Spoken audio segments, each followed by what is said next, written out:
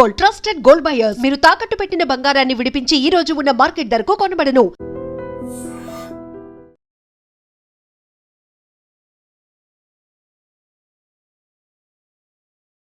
మా అందరికీ చాలా ప్రియమిత్రుడైనటువంటి కోట శ్రీనివాసరావు గారు ఇక లేరు అనే భావనే చాలా బాధగా ఉంది. ఉదయం నిద్ర లేచేటప్పటికే ఈ దుర్వార్త విని తట్టుకోలేకపోయాం. ఒక అద్భుతమైన నటుడిని కోల్పోయింది సినిమా పరిశ్రమ. నాటకాలు వేసే రోజుల నుంచి కూడా కోట శ్రీనివాసరావు గారితో మనకు మంచి పరిచయాలు ఉన్నాయి. అలాగే నేను అవుట్డోర్ షూటింగ్ హైదరాబాద్ వచ్చినప్పుడల్లా కూడా ఆయన రావటం, కలవటం, చాలాసార్లు కబుర్లు చెప్పుకోవటం అట్లా కూడా జరుగుతూ ఉండేవి. ఆయన ప్రతిఘటన సినిమా ఓవర్ నైట్ ఒక పెద్ద నటుడు అయిపోయిన తర్వాత ఆయన్ని అప్పుడే మేము తీస్తున్నటువంటి సినిమా ఇదే నా సమాధానం అనే సినిమాలో ఓ మంచి క్యారెక్టర్ ఉంది, వెంటనే వచ్చాయని చెప్పి ఆ మరుసటి రోజే ఆయన హైదరాబాద్ నుంచి మెడ్రాస్కి పిలిపించుకొని షూటింగ్ చేసాం. ఆయన ఆ రోజు ఎప్పుడు అంటూ ఉండేవాడు, మొట్టమొదటిసారి మీ డబ్బులతో ఫ్లైట్ ఎక్కానండి అని చెప్పి. ఆ 2 రోజులు చేసిన తర్వాత ఒక మంచి అమౌంట్ అతనికి రెమ్యూనరేషన్ ఇస్తే ఇంత పెద్ద అమౌంట్ కూడా ఫస్ట్ మీ దగ్గరే తీసుకుంటానని చెప్పడం జరిగింది.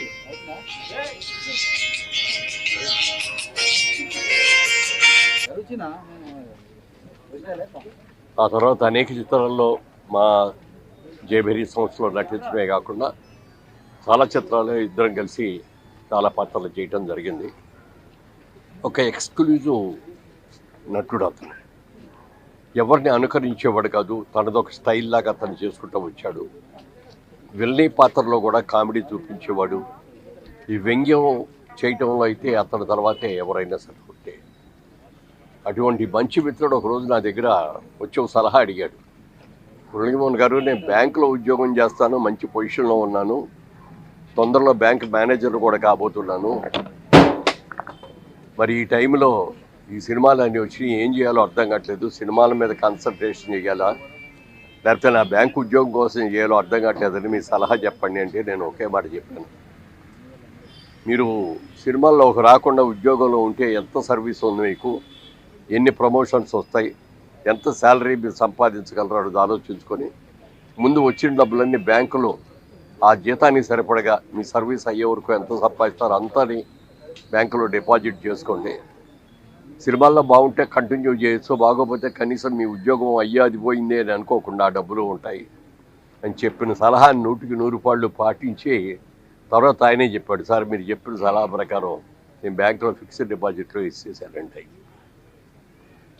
సెంటిమెంటల్గా కూడా అందరితో గట్టి బాగుండేవాడు, మంచి మిత్రుడు. నాటకాల్లో ఆయన చూసిన తర్వాత ఒకసారి క్రాంతి కుమార్ గారితో నేనే అన్నాను, ఒక స్టేజ్ మీద ఉన్నా అండి, మంచి యాక్టర్ బాగా చేస్తాడు అని చెప్తే మొట్టమొదటిసారిగా ఆయన్ని ప్రాణం ఖరీదని సినిమాలో క్రాంతి కుమార్ గారి సినిమాలోనే ఆయన వేషం ఇవ్వడం జరిగింది. ప్రతిఘటన సినిమా అయిన తర్వాత చాలా అసలు తిరుగులేని నటుడుగా, ఒక విలక్షణ నటుడుగా అతను మంచి పేరు తీసుకున్నాడు. తెలుగు, తమిళ్, హిందీ, కన్నడ, మలయాళం అనేక సినిమాల్లో ఎన్ని పాత్రలు నటించాడు అతను. కొన్ని పాత్రలు అయితే కోట శ్రీనివాసరావు తప్ప మరొకళ్ళు లేరు, ఇలా యాక్ట్ చేయలేరు అనేటటువంటి మంచి పేరు తెచ్చుకున్నటువంటి మంచి మిత్రుడిని, మంచి నటుడిని కోల్పోయిన అందుకు సినిమా ఇండస్ట్రీ చాలా బాధపడుతోంది. ఈ లోటు ఎవరూ తీర్చలేనిది. ఆయన ఆత్మకు శాంతి కలగాలని కోరుకుంటూ వారి కుటుంబ సభ్యులకి అందరికీ కూడా నా హృదయపూర్వక సానుభూతిని తెలియజేస్తున్నాను. Thank you. నిజంగా ప్రస్తుతం ఉన్నటువంటి సమాజం దేనికి ప్రయారిటీ ఇస్తుంది? ఆర్థిక సంబంధాల చుట్టూ మాత్రమే తిరుగుతుంది. మళ్ళీ ఎన్నికలంగానే చాలా విరక్తి కలుగుతాం.